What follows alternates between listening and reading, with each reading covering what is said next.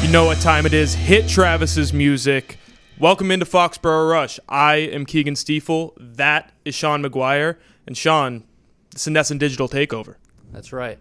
Keagan, I'm used to doing this with someone that wears like a much tighter graphic T-shirt. So it's going to take a minute to kind of get used to, but I think we'll be all right. No pokies over here. I wore the flannel. It's football season. Gotta cover up the chest.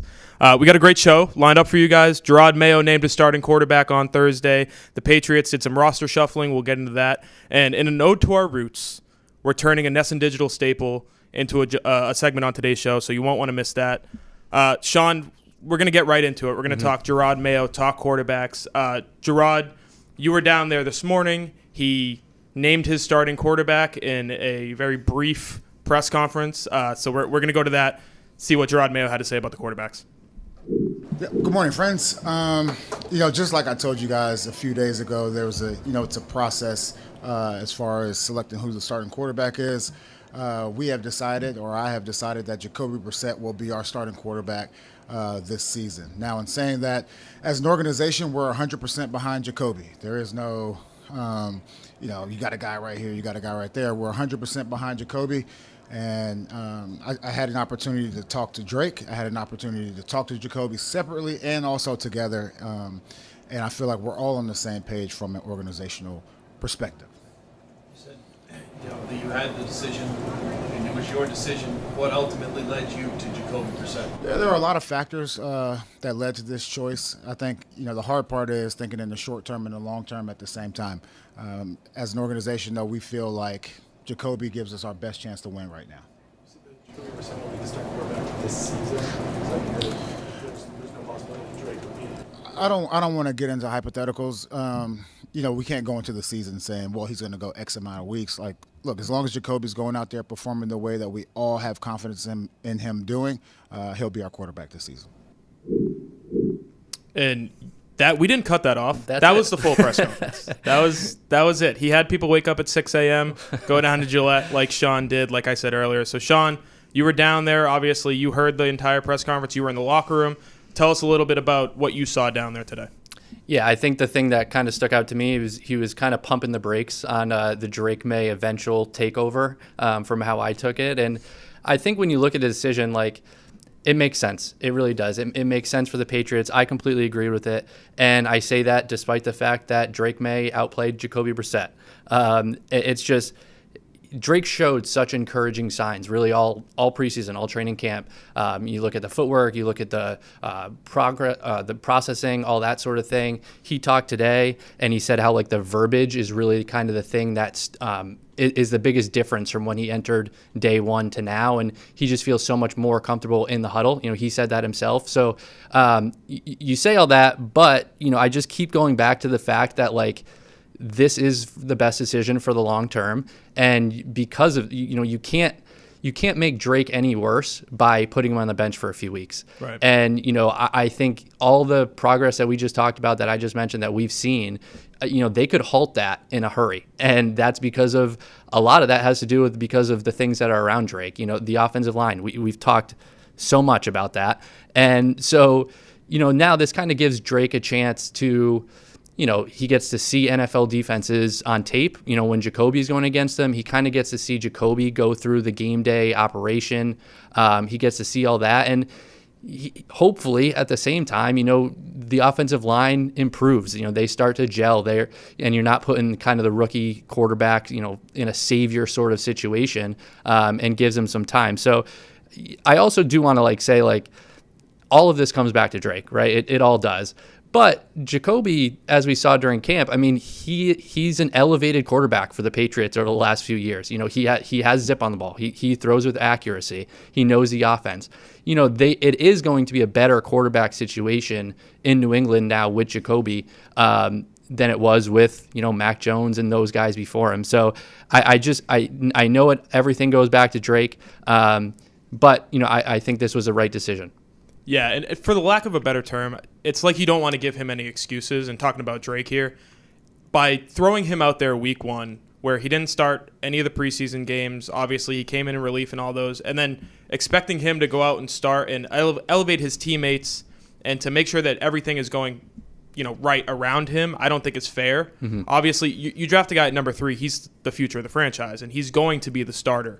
But right now, putting him in a situation where people would expect him to fail isn't fair. And I think that's why the decision was made here. And we heard Jerod say it, was it even a week ago, saying that Drake outperformed Jacoby during the preseason. It was Monday. Okay, it was on Monday, right. So, but did he outperform him during training camp, throughout the entirety of training camp? I don't think so. Me and Sean were both down there. Sean, obviously, almost every day was down there. But I wouldn't say that Drake was far and away the better quarterback throughout the entirety of camp. I would say he made a strong push at the end. And just because the season starts now doesn't mean this competition ends. I think it's going to continue into the season. During practices throughout the season, you're going to see Drake. We won't see it because they won't let us see it, but Drake's going to get first-team reps. He's going to continue to work with the ones, and that's when we'll see if he can push him then. I think that's when the Patriots are going to make the decision that, this is what's best for the team and for the future of the team. Because right now, if they lose 4 or 5 straight games, let's say they lose 5 out of the first 6, I don't think the world's falling because we all knew they were going to lose a lot of football games this year. You can lose with Jacoby. When you start racking up losses with Drake, then you're starting to feel the pressure a little bit. So I think they're buying themselves a little bit of time, but they're also buying Drake Maye time, allowing him to get comfortable with the system and really just let it rip once he is elevated into that role. Yeah, and you kind of just touched on it too, and I think it is a good point. What we saw the last, I don't know, let's call it 10 days, 2 weeks if you even want to give it to him. Drake, he made a push and he performed better in the preseason games. When the lights were on, he was better. A lot of that did come down to the fact that Jacoby wasn't playing a ton. I mean, he got 1 series in the preseason finale the other day. Drake goes out, looks great. Playing behind the, I guess, starting offensive line, the top offensive line is probably the way we should phrase it. Right. So I think like that recency bias sort of thing is kind of, it weighs a little bit, but you're right. We didn't have the privilege of seeing what was going on in the meeting rooms. We didn't get to see all the behind the scenes stuff. And certainly, I guess during the first week or two, you saw Drake timid. He was taking, check down after check down. He really was just taking what the defense gives him. So, it's like it was such a condensed amount of time that he made this run that it's like that recency bias sort of thing. But yes, I definitely agree. We're in the same position here. We think that Jacoby should be the starter and, Drake should have time to develop.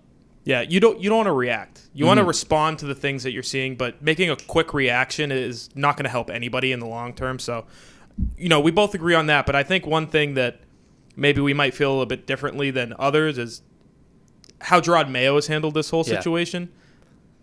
With Jerod, it's the decisions he's made, I think, have been correct because he has been man enough to admit, this is what I thought going in. That changes. We're gonna pivot. But with the media, when we're down there and with everybody else, the question is like, why are you saying this? Why are you doing this?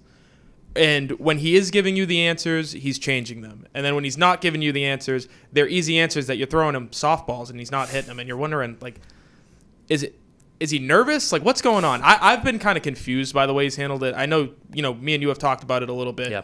It's been confusing, to say the least. So, what have you seen in totality from Jerod over the first, month and a half that he's been coaching this team? Yeah, I mean, and I kind of wanted, I wanted to rack my brain and really think about everything and how it played out because, it was Jerod that came out and called Jacoby Brissett QB1.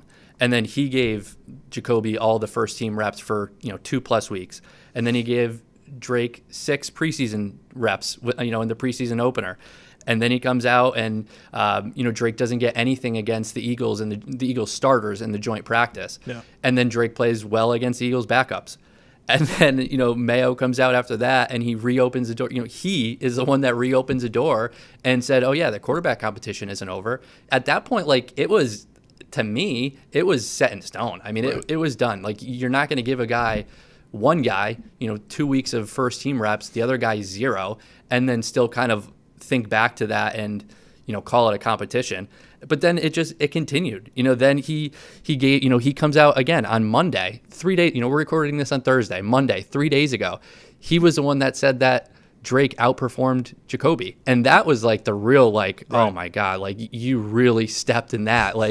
Because we knew that this was the eventual, this is how it's going to play out. This is how it's going to play out probably since day one, certainly since, day 14 or whatever, after 2 weeks.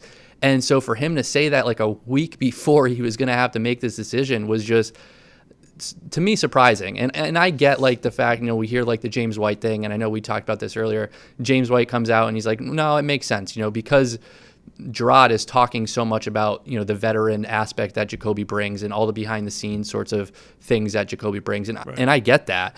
But I guess just the way it played out, it really didn't make sense to me. And like you said, he kept the door open. He kept the door open for Drake. And then a week later, he says that Drake outperformed him in the competition. And then 4 days after that, he's like, well, that doesn't really matter because Jacoby is going to be the starter. So it's really hard to think of. And it's also like kind of one of those things where as a fan base, New England as a fan base, and speaking specifically from like a media perspective, like we've been asking the coach to come out and be more transparent about things for 2 decades. But then this comes down to it, and it's like, maybe you were a little too transparent. We're starting to see why Bill Belichick was so secretive about it. Exactly. There's no positives to it, really. It's because, like you said, you don't say enough and then you say too much. There's really no in between. But from our point of view, I think there is an in between, and you got to find it. Yep. So, like you were saying, and one of the big things that I will say too, you say that he scrambled to kind of keep the door open. I think the door was closed, and then he kicked it open, and then he went to go close it and lock it again. It made no sense. That's what was so confusing. And this isn't the first time he's done it either. Earlier in the offseason, we're going to burn some cash. They didn't burn any cash. They have a lot of cash left over, and it's sitting, underneath Robert Kraft's mattress. So this is something that we've seen him do throughout the offseason and now throughout the early portion of the season, and you wonder if it's going to carry over. If it does, you might start to run into a little bit of trouble. If it doesn't, maybe he'll learn from it. He is, 8 months into the job. There are going to be some learning curves, but it hasn't been pretty to start. I'll say that. We're going to move into Patriots transactions. So final roster was set on Tuesday. On Wednesday, obviously, waiver claims, cuts, all that fun stuff for us to talk about, not for the guys who lost their job. They made 4 claims: offensive tackles Demontre Jacobs, Zachary Thomas, a linebacker Curtis Jacobs, and defensive tackle Eric Johnson. I don't know if you've got anything on these guys, but they were end-of-roster players elsewhere, and they're going to come in and be end-of-roster players here. I wouldn't expect either one of the tackles to go and start. And then, obviously, to open up spots for them, the cuts, the guys that we do know a lot about, Jalen Reagor, Isaiah Bolden, Tristan Hill, and Michael Jordan. Jalen Reagor and Isaiah Bolden, I would say, were the two most surprising. Bolden, because he looked like their top depth option on the interior in the secondary, and then Jalen Reagor is your kick returner. So you got to find another guy to return kicks. Is that going to be Marcus Jones? Is it going to be somebody else that maybe hasn't dealt with the injuries that Marcus Jones has? What do you think about the cuts? We'll start with the cuts because those are the guys that we've seen throughout camp. Yeah, I mean, I don't think that – I think the Patriots were in a position where they lack such talent that, like, nothing was surprising, right? It's just kind of the way it is. If you wanted to say anything was surprising, I would actually say, when Jalen Reagor was, I guess, first made the initial 53, and then he was waived, and now he's back, it sounds like, on the practice squad. I would say maybe that is, like, the most surprising to me, just to have him cut and have Keion Booty still on the team. So I think that's maybe the most surprising, but I mean, still, we're not. It's not like we're talking like, oh my God, this Patriots receiver group looks vastly different because Jalen Reagor isn't there. And then you talk, Sean Wade maybe, but there was so much depth in that group anyway that they were gonna have to make some tough decisions.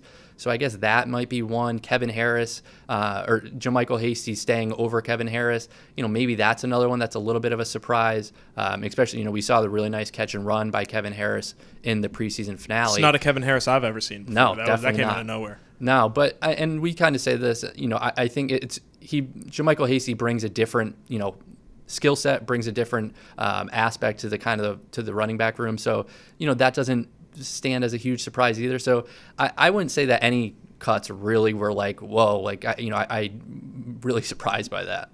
Yeah, one of the good things, and there aren't very many about having a bad roster, is the fact that no one really wants your leftovers. So when they do go and cut all these guys, they brought them all back on the practice squad. We have to wait on Isaiah Bolden. Is he going to get claimed on waivers. We don't know, but if he doesn't, everybody that they've cut that they've wanted back, they've brought back. Sam Roberts, I believe. Sam Roberts and Bailey Zappi are the only two players that have signed elsewhere. Bailey Zappi was never coming back. Yeah. I don't think Sam Roberts is some huge, loss. No offense to Sam Roberts, but in totality, you're able to keep the guys you've been working with throughout the summer. A lot of them you worked with them last year throughout the end of the year, and you're able to continue working with them. With a guy like Isaiah Bolden, I think, he's on his way to becoming a contributor. And on defense, the guys they cut on defense aren't bums. This is a good defense, and Isaiah Bolden can contribute in a lot of different ways. Obviously on special teams, but that's a versatile cornerback that you don't really have outside of Jonathan Jones. A lot of guys they either play inside or they play outside. And Isaiah Bolden brought a little bit of that. So if he's able to stay on the practice squad, I wouldn't be surprised if him and Rager are the early elevations. You get to a week, you bring them both up, have the extra cornerback, and then have a kick returner that you don't really have to worry about. So we'll see as things move along. I think there are going to be more cuts. There are going to be more claims. It's really difficult to figure out what this team's deal is in terms of these 4 claims because you added 2 offensive linemen, you only cut 1, so now you have 10. And Vidarian Lowe is hurt right now. Yep. City So is hurt right now, so Nick Leverett's on the starting offensive line. So, once these guys come back, once a Cole Strange comes back, are you just going to go and cut these 2 guys you claimed where you had to go cut Jalen Rager? It hasn't been a great situation overall for Elliott Wolf, and I think that kind of leads into what we're going to talk about next, which is, who's had a good summer, who hasn't had a good summer? Who do we expect to have a good season? Who do we not expect to have a good season? And I'll let you set it up, Sean, because this is your brainchild. This is the Nesson Digital. This is our bread and butter. This is what we do over on the comm. So set it up for us, Sean. Yeah, I mean, so what we've been doing the last, throughout the preseason and, for years at this point is, a studs and duds. And we do it for each preseason game. We've done it for a lot of games. It's been something that we really like to do. So we're turning that into vodcast form at this point. And I'll start, since you just teed up the Elliott Wolf sort of thing, I'll start it off. I'm Professional host, by the way. That's right. That was a nice little transition there. Who needs George, right? No. But first dud I'm going to go with Elliott Wolf. I don't think he had a very good start to the season, preseason. I don't think it's going to look any better once the season rolls around. Yeah. And everyone knows where I'm going with this. You know where I'm going with this. The offensive line is just there. It's scary. Like it's really concerning. And the fact that you have a rookie quarterback who is more or less hamstrung by the offensive line in front of him. The Patriots didn't want to play Drake Maye in the preseason because of the offensive line depth. And I have a feeling that is kind of playing a big role right now too, as to why they're not going to start him. And maybe eventually, when he does play, it's because the offensive line looks better. But there's just Elliott Wolf came out, and it was like immediately, it seemed like they put way too many eggs in different baskets when it came to Chuck Okorafor, a former right tackle, coming in, hopefully playing left tackle, as well as Caden Wallace, a 4th round rookie. Fourth round? Second round? Third round. Third round. Appreciate right in the that. middle there. That's right. 3rd round rookie, played right tackle in college, and Elliott Wolf came out on draft night. He's like, we feel really confident that he can make the switch over to left tackle. We haven't seen a ton of that. And it's not on, I don't want to say it's on Caden Wallace. Again, he's a rookie. He's making a change to not only the pros, but he's making it, I guess, a position change. And so I have a feeling like we already know that's been a big storyline throughout camp. I just can't help but think like that is going to be the storyline, the season-long storyline. We're here every single week talking about, how Vidarian Lowe or Chuck Okorafor or someone is in this duds category because of how they performed in week 1, through week 15. I think this is going to be a full season-long sort of thing.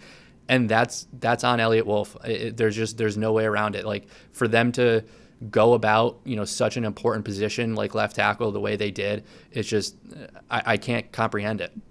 Yeah, and I will play devil's advocate a little bit because I do think if you look at the draft, everybody he drafted made the roster, plus an undrafted free agent, Del Pettis. Yep. So I wouldn't call them hits just yet, but you see a little bit out of Drake Maye. People are really excited about what he's going to bring. Jalen Polk has looked awesome. Caden Wallace, obviously, maybe not so much, but In the middle, Layden Robinson looks like he's going to be a starter. And Marcellus Dial made this defense, which is impressive. Jaheim Bell's going to be your number 3 tight end. So I would say he had a pretty good start to the draft from what it looks like from now, but what did he do to set that class up for success? What did he put around them? And it really doesn't look like much right now. And it all comes back to the tackle spot, where if you were able to just go out and find spot starters, or at the very least bring in some guys who could actually compete. You know, a Kellen Diesch was never going to compete for a starting spot. Vidarian Lowe sticking at left tackle is not something I don't think anybody expected going into camp, and that's obviously what happened before his injury. So I would have liked to see a little bit more to, aid in the development of his younger players, but wait to be seen, on the Elliott Wolf train. I'll come at you with another dud. Marte Mapu, and I hate doing this because he's been hurt. He just hasn't played. Kick him when he's down. I feel terrible about it. I really do. But it's one of those things where you expected him to come in and really contribute on defense as a versatile piece, and he just hasn't played. And you've got guys that are coming in that look like they can fill those roles. It was nice thinking that one guy could fill that safety linebacker role, but Christian Ellis has stepped up, and he made the roster. Del Pettis, undrafted free agent, he made the roster. Jalen Hawkins has looked awesome as a free agent signing. So what is his role when he does come back? And with sophomore players, we heard Bill Belichick say it for years. The second year is the biggest developmental year. You really see the jump from rookie to second year. You see what these players are going to be. I don't know if we're going to be able to see that out of Marte Mapu. When is he going to be ready, 1? And 2, when he does come back, what is his role on the team? So a lot of questions with him that I really, calling him a dud isn't fair, but his injury has really been a pain in the ass for the Patriots defense. We sticking with him? We're sticking with the duds. Yeah, you got to go with the dud. I got one more. I'm going Tyquan Thornton. And I'm just like, the preseason is behind us. Training camp is behind us. I am so surprised with how much we saw Tyquan Thornton working with the starting offense. Did anybody see it coming? I truly don't. I've never seen someone go from, is he even going to make the roster, right, to all of a sudden he's firmly entrenched with the starters. Yeah.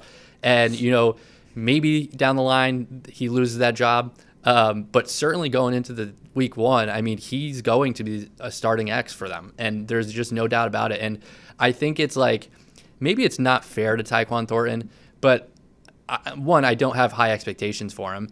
And I could just very easily see this becoming another one of those, season-long storylines that oh my God, the Patriots have no receivers, and all of a sudden Tyquan Thornton is the billboard of the no receivers. Right. And so I just, we'll see what Jalen Polk brings. We'll see what Javon Baker brings. They have a lot of exciting young guys. Demario Douglas, I think, is going to have a great year. But I do think that throughout the season, we're going to be talking about the lack of receiver talent they have. And I could definitely see, Tyquan Thornton being the poster child of that. Yeah, Tyquan's one of those guys where he had a good first couple weeks. So you would like to think, maybe he's finally caught on, but it's all gone downhill since then. And I'm not going to act like it's been a disaster, but there have been drops, and his routes haven't looked as crisp. He missed a few days with an injury, and this is the same guy we've seen throughout his first 2 years. He was never given the opportunity to really play as a rookie, and when he did, he looked all right. And then in his second year, he was a net zero, I would say. It wasn't like he was killing them, but he definitely wasn't helping them. Yep. He couple healthy scratches. This isn't a guy that you would look at as he'll be a starter next year. He's gonna take that step forward. So, yep. Maybe he will, but I doubt it. From what we've seen, it's 1 step forward, 2 steps back with him throughout his career. But we don't want to be too negative. That's right. We've been negative for, I don't know, a half hour at this point. Let's talk about some studs. It's a long season. It's going to be a long season. Let's talk about some guys that we're looking forward to watching throughout this very long season. I'll start since you just ended with Tyquan, poor Tyquan. Keion White is a guy that, I like to think that I saw it early, but I think everybody likes to think that they saw it early. Maybe it's just that he's a really good football player and we all saw it. Keion White looks like he's going to be maybe the most important player on this defense. And that's a lot for a second-year player who was a rotational guy last year. But with the absence of Matthew Judon and Christian Barmore, no one's going to fill both of those roles. But they're going to ask him at the same time to fill both of those roles. He'll play as a 5-tech, and then he'll move all the way into a 3-tech, which is what those two guys did. And we saw it throughout the last preseason game where he played into the second half. I don't think anybody was expecting that, but they really moved him around, and I think they wanted to see where can we maximize him as a player. And I don't think you can find a spot where he isn't Keion White and he doesn't look like a dominant force on the defensive line. So I'm expecting big things out of him. I don't know what the sack totals are going to look like because he didn't have a ton last year, but he had a ton of pressures. And I think he's going to be a guy who's really disruptive on a defense where DeMarcus Covington has said, we're attacking offenses. We're not going to sit back and keep people in front of us like maybe you saw throughout the middle years of Bill Belichick. They want to attack. They want to take the ball away. They want to give their offense as many opportunities as possible to go score. So Keion White's a guy that I'm really looking forward to watching this year. Yeah, and just quickly to kind of touch on that, you talked about. I'm so curious to see, how he changes from playing on the interior to playing off the edge. Right. I actually talked to him after one of the preseason games, and he said how he prefers the interior because he feels like he's so much faster and kind of create more mismatches when he's on the interior, especially like on third downs and those sorts of things. So, definitely couldn't agree more. Have a feeling it's gonna be a big year. Hit me with the second one. Oh, moving on. I'm going with David Andrews. And it's not the sexiest pick. Not a sexy pick at all. Not a sexy pick. I know he's well known in New England. Like there's no doubt about it. Patriots fans know who David Andrews is. I don't know if you could go outside New England to any NFL like general fan and be like, "Do you know who David Andrews is?" And they would say yes. I mean, certainly not a sexy pick. I don't know. With that said, I don't know if there's a more important player, not only on the Patriots offense, I don't know if there's a more important player on the Patriots team this season than David Andrews. And a lot of that has to do with David Andrews, really good at his job, really good at his role, great captain. A lot of it also has to do with the depth they have behind him. Yeah. And it was so clear. I mean, fans who were watching preseason games saw the botched snaps, saw people just get sacked over and over. Didn't matter who it was either. It was Nick Leverett, exactly. Liam Fornadell. It was all. Yep. Antonio Mafi, that was just a complete failure of an experiment trying to go from, essentially from guard to center. He didn't stick there very long. He didn't stick anywhere. He's out. That's true. That's true. He's gone. And then you just mentioned Nick Leverett, and he's on the team. It feels like he is kind of the backup at this point to David Andrews. Yeah. But, we saw some botched snaps with Drake Maye in the preseason finale. So I don't know if there's like a bigger degree of separation, I guess, from one position to the next than there is from David Andrews to the backup center. And so I just have a feeling like the Patriots are already in trouble on the offensive line. If they lose David Andrews for any amount of time or if he misses a game or anything, I think they're just royally porked. Royally porked is a good way to put it. Yeah, with that offensive line too, we're starting to see something that every team goes through, but the injuries, they pile up on the offensive line. And this unit's bad enough, the top five. But if you start getting into, Nick Leverett snapping the ball or trying to bring in Brian Hudson is a guy they brought in on the practice squad. If he ever has to play, it's an undrafted rookie. There is negative depth on this team. The top line is bad, so there's no depth. And I think it's a bad situation to be in where you have to rely on a 32-year-old center who's got 1 foot out the door. He's talked openly about the fact that he's, retirement is very much in the picture in the next couple of years. You're relying on him to keep everything together.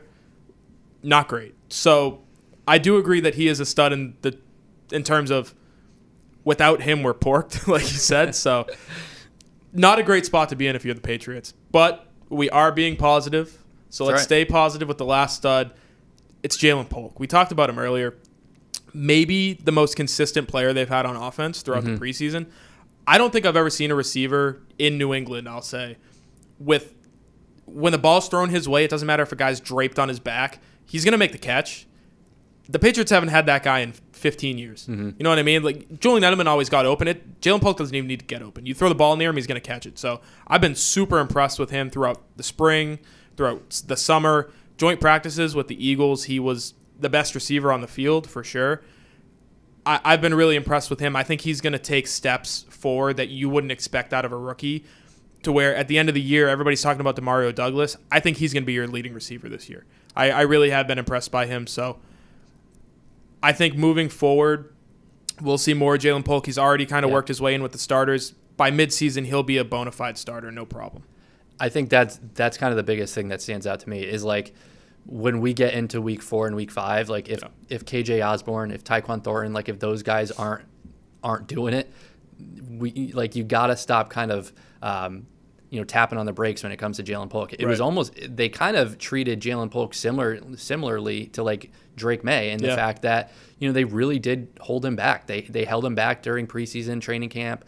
They held him back in preseason games, and so it's like KJ Osborne, nice signing, nice veteran, all that sort of thing. But like reliable, a guy that you think you can rely on. No doubt. But like, Elliot Wolf this offseason said the young guys are going to play. And he is like the perfect example of like the young guys should play. Yeah. And I said earlier, like, it doesn't matter if he gets open, but he's been getting open too. It's somebody where in this offense where they're going to rely on a lot of crossers, a lot of let's mix the defense up and get guys open space to work. We've seen that throughout the preseason. You saw it against Carolina. You saw it against Washington. So I'm excited to see what he can do in this offense specifically because I think a receiver who, in Patriots terms, I think he's similar to Jacoby Myers where he's going to work underneath. He's never going to take the top off the defense, but if you can get him the ball, you can rely on him. And he's a quarterback's best friend. And with a rookie who you hope is going to come in here, before the middle of the season and end up as a starter, that's what you need. You wouldn't expect it out of a rookie, but I think that's what you're going to find. So those are our studs and duds. If you want more studs and duds, make sure to check out Nesson.com. We've got them after every game. It's going to be a fun year with the studs and duds. Now let's move into some more negativity because that was too positive. It was too positive. And we've been talking quarterbacks, so we'll stick in the quarterback train. I would like to make it very clear. Mac Jones is bad at football. I don't care what he did in Jacksonville. I don't care what he showed during the preseason. He's the backup quarterback. Whoop-de-friggin' do. Mac Jones stinks, and the Patriots were right to get rid of him. I've seen way too much discourse. Yep. Mac Jones' discourse is off my TL for further notice. If I see it, I'm blocking you, and I'm reporting you. You're going to mute Mac Jones on...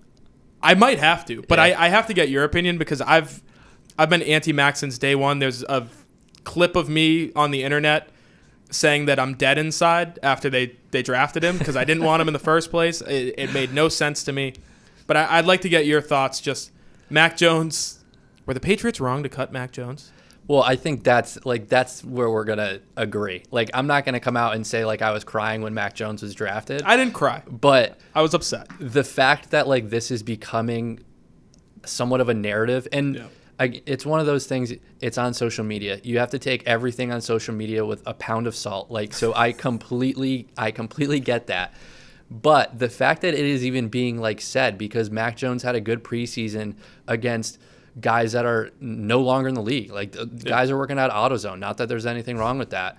But shout out AutoZone. We got one right near the AutoZone. Free, no free ads, right? No, but like those guys are no longer in the league. And Mac Jones, he looked good with that. He looked good against those guys. He threw some nice, accurate passes. He has a lot of fun. He was doing his dancing, all that sort of thing. But like, for people to honestly even consider the fact that the Patriots made a mistake by that is dumbfounding. I cannot imagine watching the preseason finale when Drake Maye, and this play was called back because of Chuks Okorafor. Anyway, positive. Starting left tackle, baby. That's right. I cannot imagine watching the preseason finale when Drake Maye turns a broken play. He's going to his left. He hits KJ Osborne. KJ Osborne makes a defender miss and scores a touchdown. Again, called back. But I cannot imagine watching that game and thinking, like, oh my God, we passed on that. We didn't draft Drake Maye. Like, it's just, and it's not just that play, obviously. Like, you saw it a lot during camp. And it's just, when it comes to like the physical skill set and the physical tools, I mean, it's light years away. Mac Jones cannot hold Drake Maye's jock. Like, it's just, it is. Clip that. That's right. And that's the way it is. And that's going to be the way it is for a decade at this point, maybe longer than that. So like, good for Mac Jones. He went back to his mom's house, did all that stuff. Not that there's anything wrong with that either. He's back home. We're saving a lot of Mac Jones feelings. We saved Tyquan's feelings. We don't need to save Mac Jones's feelings. But like, he looks better. He's going to maybe reset his career. There's a very good chance he signs somewhere like as a free agent next year, and maybe he's in a quarterback one competition. So good for him when it comes to that. Yeah. But like, to even have any shred of thought that like that would be going on in New England right now is just insane to me. I think there's a lot made when we talk about Drake Maye in terms of, if you start him right away, look what happened to Mac Jones. Do we forget the fact that Mac Jones had an okay rookie season? The problem with Mac Jones is the fact that he couldn't elevate anything around him. So when the team continued to get worse because of the drafts that Bill Belichick had, and we're not here to pile on Bill Belichick, but when the team continued to get worse, he got worse. He's a product of his environment. He's always been that way. So when he was at Alabama and he was surrounded by 15 first-round picks, yeah, he's going to look pretty damn good. When he's in New England and 2 years post-Brady and a team that Cam Newton helped kind of pull together throughout 2020 that had some pretty okay weapons, yeah, he looked good as a rookie. And then it's been a steady decline since. And now he's in Jacksonville. He's in a system where Doug Peterson is a top 5 quarterback coach in the NFL. He comes from the Andy Reid tree. Yeah, he's going to make the guy look okay in a preseason, in 3 preseason games when he's playing AutoZone workers, like you said. So I am not impressed by Mac Jones. I do not trust Mac Jones. I hope I never have to watch Mac Jones play football again, unless it's in Week 5 against the Patriots in London. I think that would be incredible. And if it is Mac Jones, you have to play Drake Maye. You can't play Jacoby Brissett. It's got to be Drake Maye versus Mac Jones. But that's off the table. I think Trevor Lawrence stays healthy this year. I hope I never have to watch Mac Jones throw a pass again. We're moving on. I can't stand to think about it anymore. Do you have one more thing? I was going to say, can we just go back to one thing? I don't think we've talked about, certainly on air, about the Doug Peterson Patriots way That's comment. True. Yeah. So, I mean, just a brutal look for the Patriots. Taking a shot, and for a guy who historically, he can say whatever he wants about the Patriots because he put, what was it, 38 points against them in the Super Bowl. Foles. So, with Nick Foles at quarterback. So Doug Peterson can say whatever he wants. I didn't right. even take offense to that because, talk your SH1T, That's right. Doug Peterson. That's like, when you think about like public comments, like, public shots at the Patriots, that is without a doubt up there as one of the worst I can remember. I will say, I feel like Bill Belichick kind of skirted those comments away because people were too scared to talk about Bill Belichick that way. Do we forget that Jerod Mayo is like a Pro Bowl linebacker? I wouldn't want to talk about Jerod Mayo's team like that either. I'd get a firm handshake in the middle of the field for sure. Right. We're done with Mac Jones talk. I think hopefully we don't have to talk about him for the rest of the season. But we do want to talk some fantasy football. We're coming into fantasy draft season. Nesson Digital will have our draft at some point. We haven't scheduled it. It's a disaster. Whose fault is that, Kamish? Anyway, so we want to talk some fantasy football sleepers. We've got a few. I'll throw to Sean. He'll give me his. I'll give him one. We'll go back and forth. Let's talk a little fantasy football, Sean. Yeah, I think when you think about fantasy like sleepers, I think it's always like the mid-round wideouts that you're going to kind of get. I think T. Higgins, I've seen that some people say that T. Higgins was being drafted in like the 7th-ish round. I mean, that feels like a no-brainer. Rookie wideouts, Xavier Worthy. I know, you think he's way too he's like Tyquan Thornton coming out of school. The shoulders, they stress me out. Those little shoulders. I don't know about him. But, I mean, I could see him lighting it up in Kansas City. I think the rookie receiver who I would be the highest on, and I don't even know if like this considers a sleeper because I'm not exactly sure where he's being drafted, but I would go with Rome Odunze. And I know, you have such like a split in not split in reps, a split in targets when it comes to that offense. The Chicago Bears are fantasy relevant for the first time in my lifetime. 20 maybe years. I truly don't know. Sexy Rexy Grossman was maybe their last fantasy relevant player. I have never played fantasy football with the Bears being relevant. I think that's kind of like a fair way to put it. And so I know there's a lot of targets and he'll be splitting with that. But I just think that the Bears offense is just I really think it's going to be really good. And I think Caleb Williams is going to be good, and because of, the fact that Keenan Allen is over on his side and you have Cole Kmet taking, defenses, I don't know. I guess kind of defenses are interested in covering. I can't think of the word right now. But, they have to draw attention away. Thank you. Appreciate that. You got it. So, when you have that sort of thing, I think he's going to luck into some really nice situations.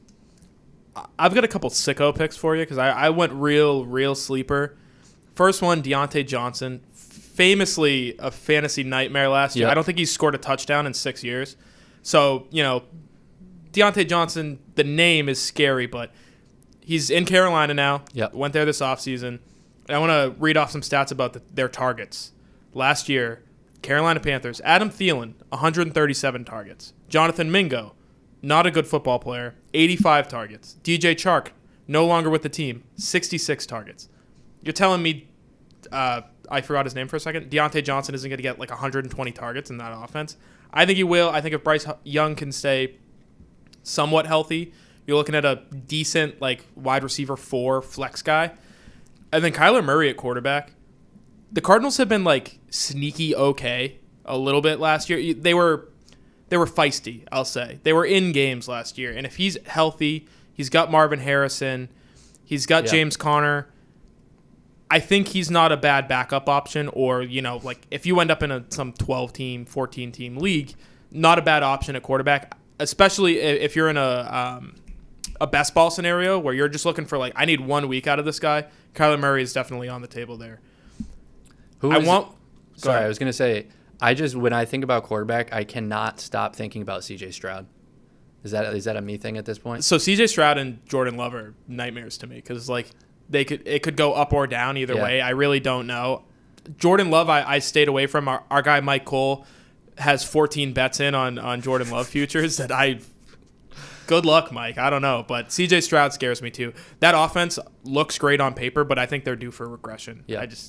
Each individual player I think is due for some regression. I do want one Patriot. This is Foxboro Rush, so give me one Patriot that you wouldn't hate. This is tough. One Patriot I wouldn't hate. I think I'm going to go Demario Douglas. Demario Douglas? I think he's just going to catch a ton of passes. Yeah. I'm probably not spending anywhere higher than like a 6th-round pick on Demario Douglas.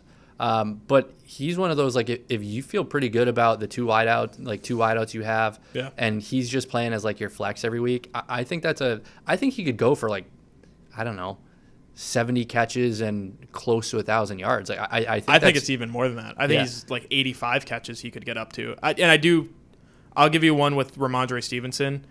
In that offense with really no weapons around him, I think he's going to be a do-it-all guy. In an Alex Van Pelt offense, obviously they're going to give him a ton of carries. He's going to get a ton of targets like he always has. If you trust him to stay healthy, that's definitely an option. I don't think it's crazy to have him as, your running back 2. Mm-hmm. Really, it's hit or miss. If you're willing to take the swing, I think that's it. That's our time for today. I've enjoyed it. Sean? I've also enjoyed it. Thank you for joining me.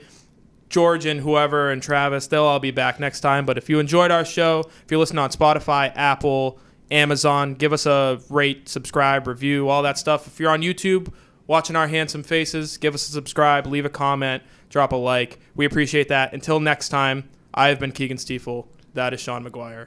See you later. See you guys.